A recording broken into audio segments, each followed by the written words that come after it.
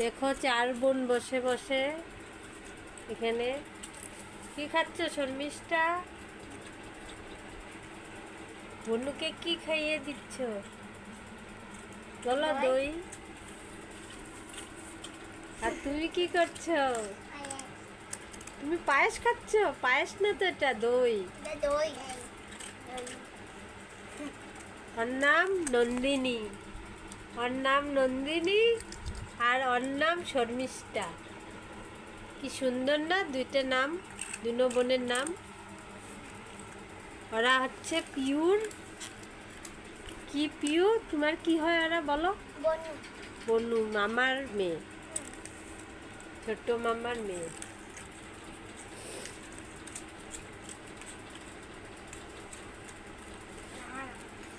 এই যে আমাদের রাগিনী বুড়ি। রাধে রাধে বন্ধুরা, কেমন আছো সবাই? তোমরা আশা করছি সবাই সুস্থ আছো, ভালো আছো। আমিও ভালো আছি। তো দেখতেই পারলে বাচ্চাগুলো দই খাচ্ছিল, একটু ভিডিও করলাম। তারপর ওদের দুই বোনকে আমি চুলটা বেঁধে দিলাম। আমার তো মেয়ে নেই, তার জন্য আমি সব মেয়েদেরকেই, প্রত্যেকটা মেয়েকেই অনেক ভালোবাসি। আমি আমার হাজব্যান্ড দুজনই মেয়ে খুব ভালোবাসি। আর তার জন্য একটু চুল বেঁধে দেওয়ার ইচ্ছা হচ্ছিল ওদেরকে। তা বললাম যে বসো, আমি চুল বেঁধে দিই। তো আমি ওদেরকে সুন্দর করে চুল বেঁধে দিচ্ছিলাম এখানে। আর ওরা দুইজন আমার সঙ্গে খুব ভালোভাবে মিশেছিল। তারপর হচ্ছে এটা নেক্সট দিনের ভিডিও। সেই দিন আর কোনো কিছু ভিডিও করিনি, কারণ আমার কতদিন ধরে শরীরটা ভীষণই খারাপ ছিল, কোনো টিডিও করতে পারিনি ভিডিও। তারপর ওরা এসেছিল, তো খেলাধুলা করছিল, তো মনে চাইলো যে একটু ভিডিও করে রাখি। তো ভিডিও করলাম। ওই দিন আরও অনেকে এসেছিল, পিউর বড় মাসির 2 মেয়ে, বড় মামার মেয়ে। তখন আর আমার এত শরীরটা ভালো ছিল না, তাই ইচ্ছা করছিল না ভিডিও করতে পারিনি। তো পরের দিনের ভিডিও আবার এখানে রান্নাবান্না আপনাদের সঙ্গে শেয়ার করছি। বানিয়েছিলাম পটল ভাজা, ডাল, আর এখানে পনির আলুর তরকারি। তো ভিডিওটা দেখতে থাকুন, আশা করছি ভালো লাগবে। ভালো লাগলে লাইক, কমেন্ট, শেয়ার। নতুন বন্ধু হয়ে থাকলে আমার চ্যানেলের, আমার ভিডিও যদি একটুকু ভালো, তাহলে আমার চ্যানেলটাকে সাবস্ক্রাইব করে আমার পাশে থাকার অনুরোধ রইল।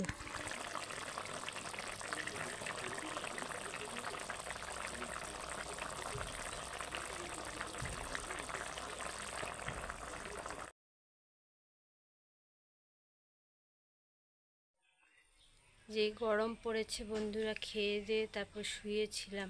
বাসন টুসন ধুইনি। এই মাথার উপরে টিনের ঘর, যাদের আমাদের মতন ঘর, তারাই বুঝে যে কত গরম লাগে। এই গরমের মধ্যে রান্না করে খেয়ে দিয়ে আর ভালো লাগছিল না, শুয়ে পড়েছিলাম। এখন ঘুমের থেকে উঠেছি। এখন আমি বাসন ধুয়ে চাল টাল ঝাড়তে পারি। দেখি আর কি শেয়ার করা যায়। আজকে আমার বড় ছেলে আসছে ঘরে, অনেক দিনই হয়েছে এসেছে। তিনসুকিয়ায় ছিল, তেজুতে আসেনি। তিনসুকিয়াতে ওর কাকিমনির ওখানে ছিল এতদিন। আজকে তেজুতে আসছে, সবটাই শেয়ার করব আপনাদের সঙ্গে।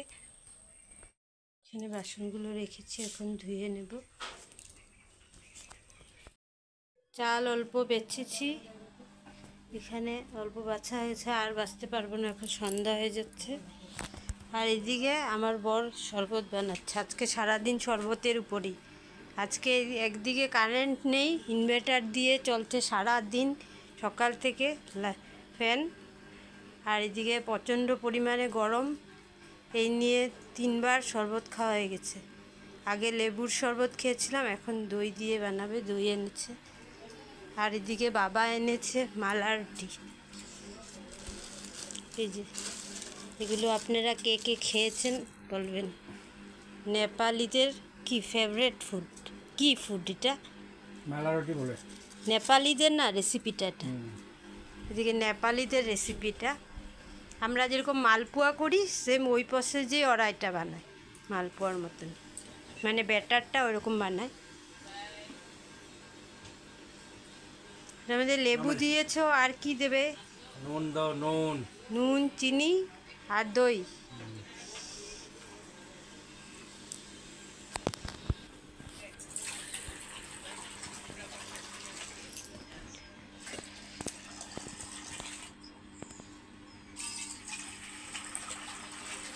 এখন ঘোলানো হচ্ছে।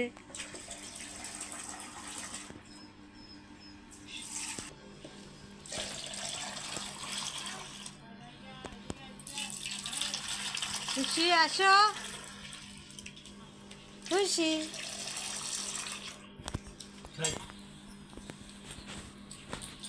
টেস্ট করো।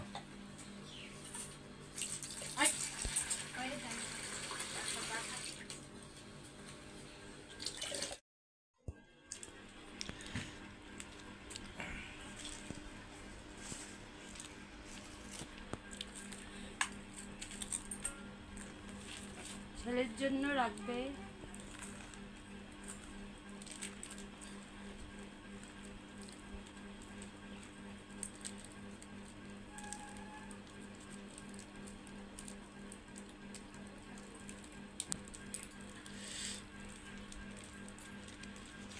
বড় ছেলে ঘরে আসবে একটা আনন্দ, আবার একটা একটু খারাপও লাগছে।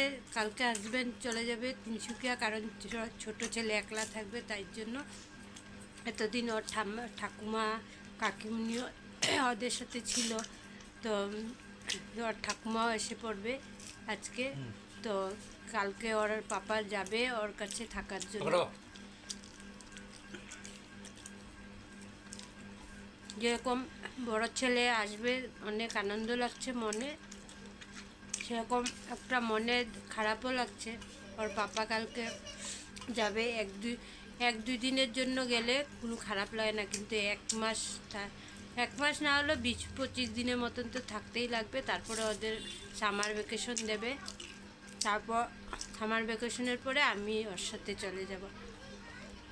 কোনোদিনও ভাবিনি যে আমাদের হাজব্যান্ড ওয়াইফকে এরকম মানে থাকতে লাগবে, কিন্তু ভাবিনি, কিন্তু এখন থাকতে লাগছে। কারণ ছেলেকে পড়াশোনা করানো, তারপর মানুষ করতে হলে তো মা বাবাকে স্যাক্রিফাইস করতেই লাগবে।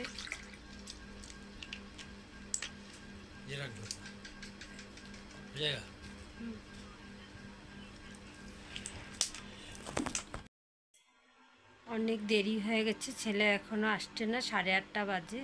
তো আজকের ব্লগটা আমি এখানেই শেষ করছি।